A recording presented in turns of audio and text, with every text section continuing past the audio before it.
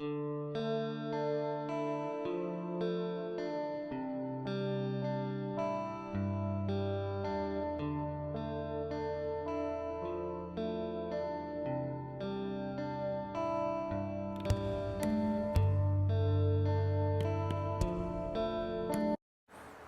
am I? Mm.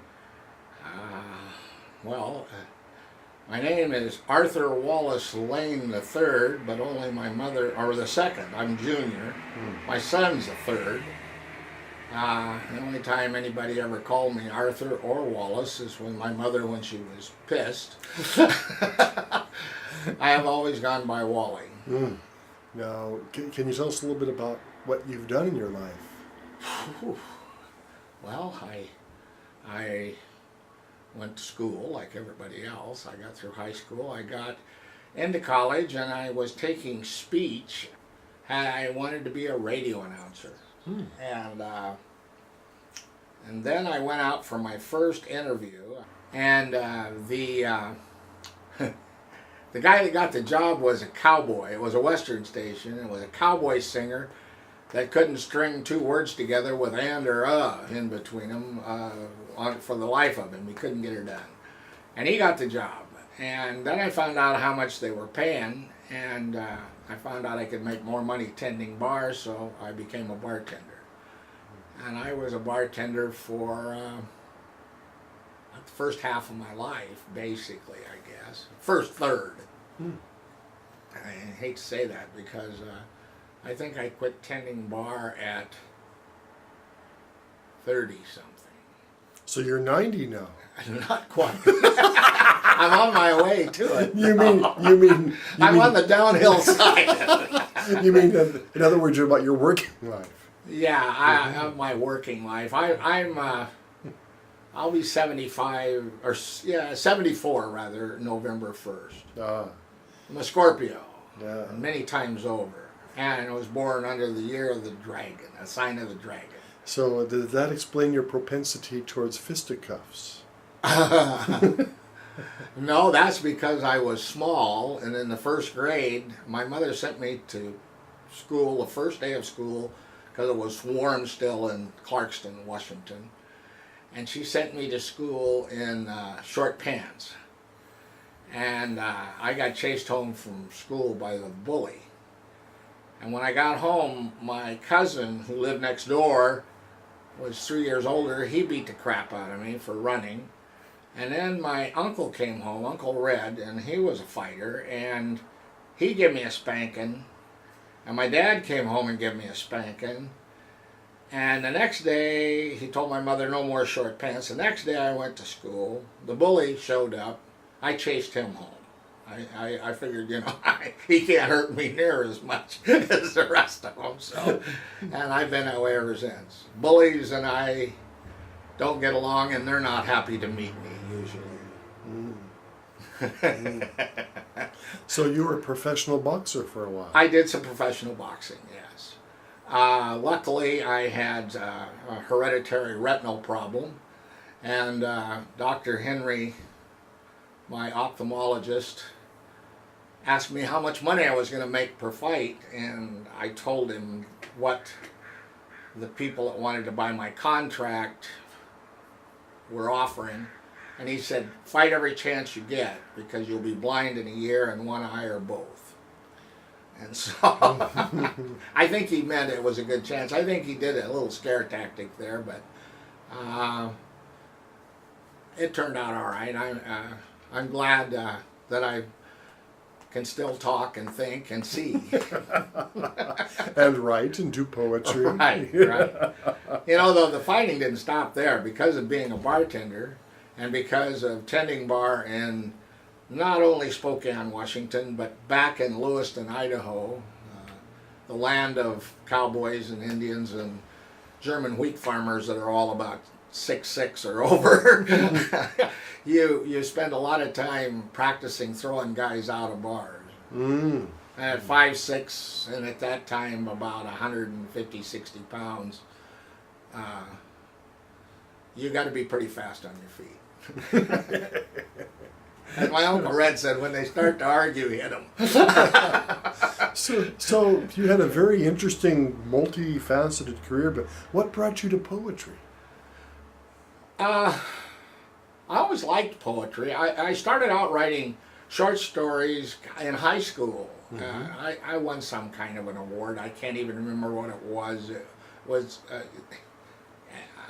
in my sophomore year. Ben Carter talked me into writing. Ben Carter was my teacher, English teacher, and he talked me into writing this story that I had an idea for about a tornado. And I introduced these people in the town, this small town, and then I had a tornado come through and kill them all, and how it affected them and how it affected the people around them. And then I just got out of writing completely because of tending bar, and I used to drink a bit then too. And womanize just a little. no, that's odd. You know, womanize, yes, but never when I was married or never when I was going steady. Oh, so you were loyal. Yeah, my first wife and I were married for 11 and a half years. We should never have gotten married. However, we did get 2 wonderful children out of it. Robin and my son, Arthur Wallace Lane III, but we call him Duffy, so he goes by Arthur now. And then I met Belva, and I was painting then. I was in between being I was getting divorced. I had quit tending bar for a bit, and I started to write poetry at that point. And then I went out to look at a job with the guy that I was painting with. We were painting houses, and I met Belva. And she was in real estate, and she was showing us what to do to these storage sheds that they wanted painted. And I saw her a couple of times, and then I showed up at her door one night. I found out she liked wine, and I bought a nice bottle of wine and 2 crystal glasses and showed up at her door and knocked on her door and asked her if she'd like to have a glass of wine. And later we went out and bought a pack of cigarettes. I was smoking at that time. And we've been together ever since. So, and she had two daughters.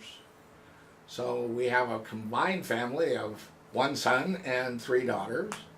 And now I have 8 grandchildren, or 8 grandsons and 1 granddaughter, and 1 great granddaughter.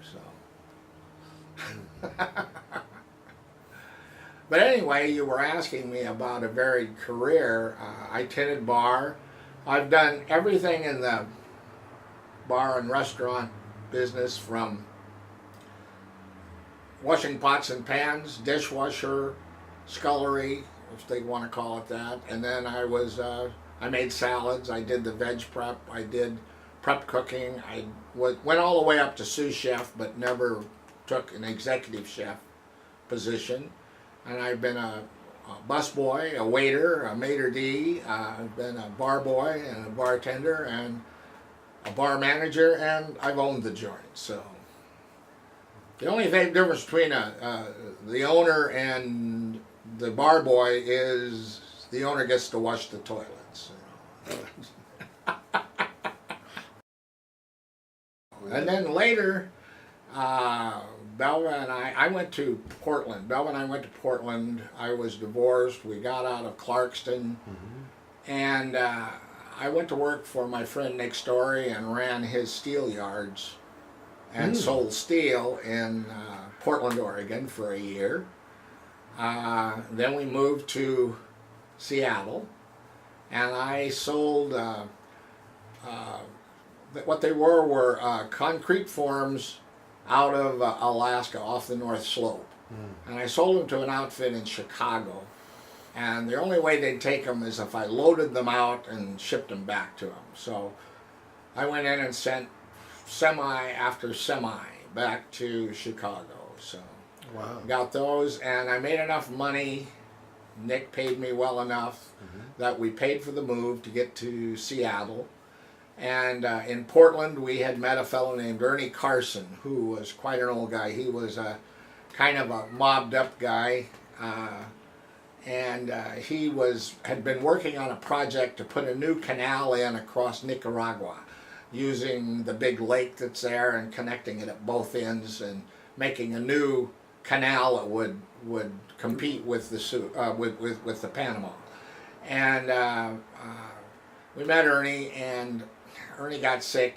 He was going to give us what do you call it? Give Belva a recommendation, to the John Graham and Company. And Ernie got sick and died. And I went to see him his last days in the hospital, and he was quite a smoker. And he said, "They won't let me smoke in here." He said, "Do you have any cigarettes?" And I said, "Yeah." And he said, "Well," he says, "I want a cigarette, and they won't let me have one." And I said, "Well, why won't they let you have one? You told me you were dying." And he says, "I am dying." He says, "I am going to last long." And he said, "I want a cigarette." And I said, "Well, come on. Get in this wheelchair." And I took him outside, and we sat down outside, and we smoked a pack of cigarettes. And he died about 3 days later. So. But we came to Seattle, and Belva got a job for her and myself as business development contractors at John Graham and Company. So how did all this lead to poetry? When did the poetry start? You were a boxer, a bartender, you were doing all these things and moving? When I got divorced, I kind of went into one of these angst periods that the teenagers go into. And I started writing some poetry. And I liked the structure of poetry. I started to enjoy writing, and you didn't have to write a book, you didn't have to write a story, you were writing a story, but you were doing it in a very structured situation. And then, because, well, how can I explain this? I went away as a guest of the federal government for 5.5 years. My grandsons asked me why I got sent to prison. I said stupidity. And while I was there, I not only wrote poetry, I taught poetry.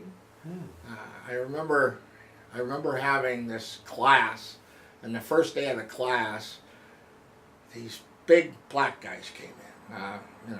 Big, tough-looking guys, tattoos and the whole thing. And they were sitting there, and I started the class, and this guy says, "We ain't learning no poetry. Don't want to write no goddamn poetry." And I said, "Oh, okay." So I wrote that sentence up on the board, but I broke it into a meter when I wrote it. And I turned around and I said, "You just wrote your first poem." And he looked at me, and I thought, it's either going to be a fight or and he laughed. And from then on, they were great at it. They worked at it. And he was one of the best poets in the class. But I started to learn how to write. I started to learn how to write screenplays there. And there was a fellow that was in there that was a producer, a movie producer. He had also got put in for stupidity. And he was there. I won't tell you what his name is, but he was there. We'll just call him Kenny. And he got me started. I usually type with these two fingers, wherever I want. And I don't type fast. So that's kind of the way that I do things. Dinner time. All right. So, Belva, do you remember a night where a gentleman came to your door with a bottle of wine and 2 crystal glasses? No, I don't remember that. Yes. What? Of course I do. I put 2 fingers on 2 glasses. And then we went to buy cigarettes. And then he never left. He never left.